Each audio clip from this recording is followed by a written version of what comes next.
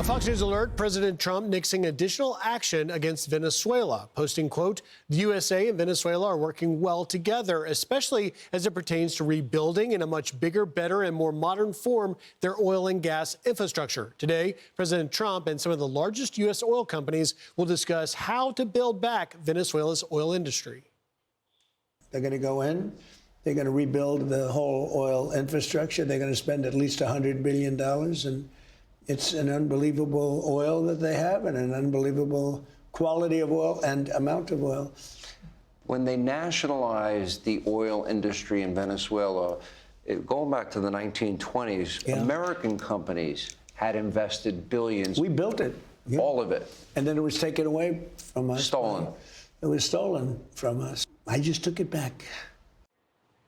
All right, let's bring in Energy Secretary Chris Wright, who will be at that meeting. Mr. Secretary, thank you for taking time. What will come from this meeting, and what does it mean for the American people? Look, for 25 years, we've seen the collapse of the Venezuelan regime, everything going the wrong direction. You know, a totalitarian socialist dictatorship, what could go wrong? Everything has gone wrong, and conventional approaches to try to stop it have simply not worked. This is Trump being Trump, thinking out of the box, doing this an entirely different way. A large military force is down there to enforce sanctions that were already in place, just simply not enforced. Now with this blockade, he's enforcing the sanctions, and guess what? We've got wildly different leverage now. We've got a Venezuelan government that wants to work with the United States, that wants to try to end the corruption and snuff out all the problems in their country. Or at least they're going to work constructively with us, because that's the only way they get oil revenue. This is using military force without firing bullets, without soldiers on the ground, but getting the full impact of that force. So I think we're going to see a very, very positive change in the trajectory of Venezuela, which is great for that country, but it's tremendous for the American people. It's going to push down energy prices as all this oil now is going to be able to come to market again. It's going to reduce the drugs, the criminality, the gun running, the kidnapping of American citizens, and all the indignities and all the disruption we've suffered in American society. I think it's going to come to an end.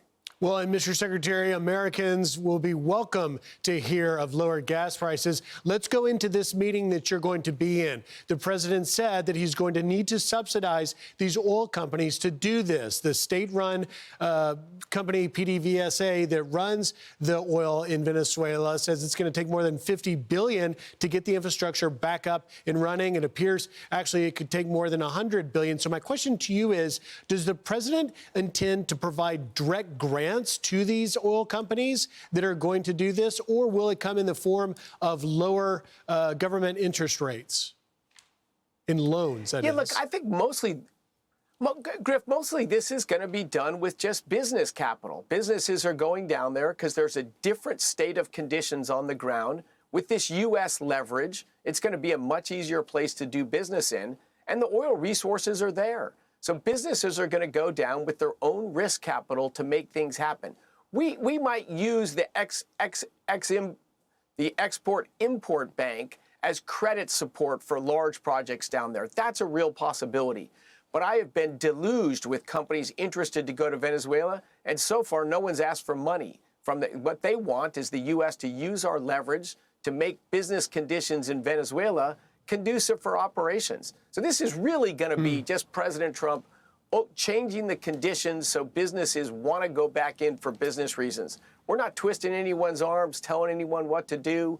They want to go back. Thousands of Venezuelans in the United States and around the world work for these companies. They're thrilled at the prospect to be able to go back home to their country and help drive change there and help get the energy industry going again. So, Mr. Secretary, you said this is President Trump doing business. I've got to ask you, does the president intend to take a stake in the Venezuelan oil company that the American companies stand up, much like he took a 10% stake in an intelligence company in the U.S.? So no dialogue about that yet. But again, we want capitalism to work. But if there's support they need from the government, could something like that happen? That's certainly a possibility. But really, it's using U.S. power to force a regime that's caused so much misery in America and in Venezuela, using U.S. leverage to get them to change their behavior and ultimately drive to a representative government in Venezuela again, so it can be a wealthy, capitalist U.S. ally as it was for decades.